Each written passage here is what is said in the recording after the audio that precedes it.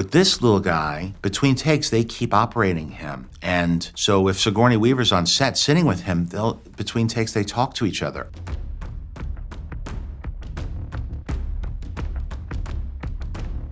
It's something I chose to do. I chose to keep him in the helmet. Part of it was that I was drawn to the iconic imagery of the Star Wars movies I grew up with, and there were characters in the original movies that were, Darth Vader was a helmet, C-3PO, Chewbacca was a mask. I think it contributed to the mythic storytelling. There was almost a understood stylization to Star Wars originally. And so when I first pitched this show, this is a show that I wrote when it was a TV show. 8 years ago, I was pitching it. I liked the idea of that stoic figure walking into a bar to collect a bounty. And by the end of the first episode, he meets this little kid. And to me, there was a lone wolf and cub, timeless dynamic to that relationship. And for television, you have to set up a dynamic that will continue and you don't know the answer to all the questions. In a movie, you want to understand the whole thing. With TV, you want to set yourself up on a course. And so I felt very comfortable. I think I'm drawn to it too, because I very much loved that challenge with Iron Man. You know, same thing, we had Robert Downey and you don't show his face, and we came up with a way to have cameras inside the helmet, but a lot of the time it's just the Iron Man image. And I very much liked, not to get too in the weeds, but there was the Mark I that he first builds and the Mark II, the silver one, and somewhere in there, I think I'm drawn to, I like that part of the story. And that, as I came up with this character, I kind of locked him in to that moment in Star Wars. But it still feels like it echoes Iron Man to me.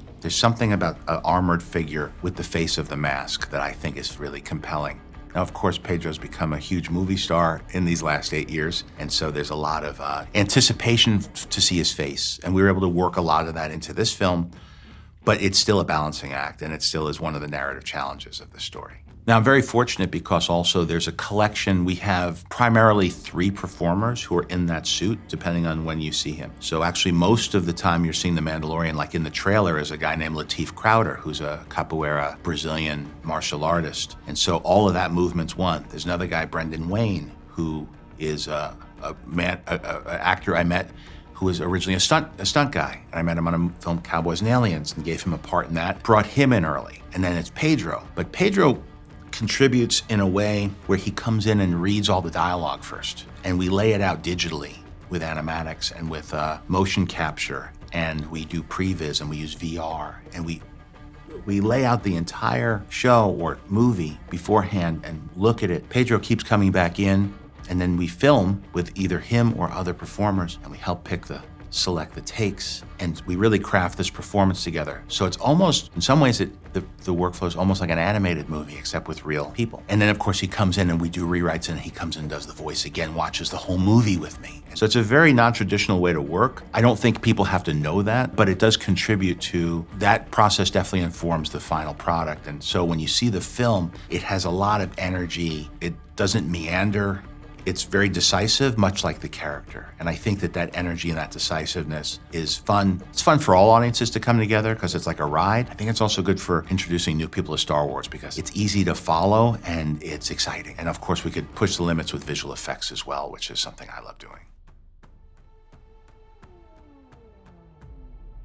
I love working with him. Remember, I've never worked this long with a group. So it's been 8 years. Even though it's been 7 years since the Star Wars movie's been out, but we've been working on this before that. And we came out, our first season was the same year as the last Star Wars movie. So this team has refined itself. It's like a sports team or a band. And especially the operators of Grogu, the puppeteers, they're the people who built it and they operate him. And I've seen him with different groups of people operating. That puppet's like a musical instrument where it's the musicians that are bringing the life into it. Because you and I could play with the remote control and it would look cute, but there's something about the way they work together with moving the head and the eyes and reacting. And they keep him going even between takes. Oftentimes, if you ever see like on the set with Yoda, with Frank Oz, between takes, he takes his hand out, his arm's tired, it's a puppet.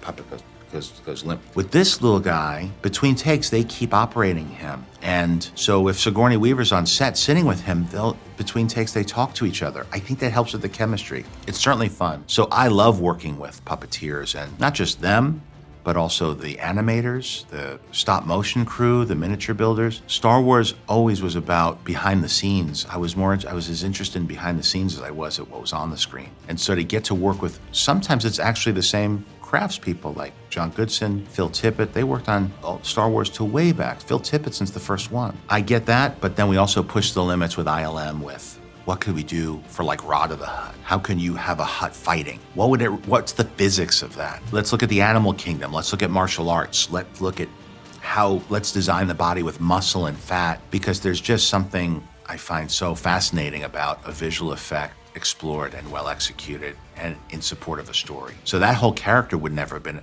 you look at Return of the Jedi, you had a 5-man puppet to operate Jabba. He couldn't do much. Honestly, nobody would mistake that for a living thing. Then here we are now, almost like 40 years later, and we have this great character that can have emotion and also can have the physicality. So to me, it's a very unique project because it incorporates everything I have passion for.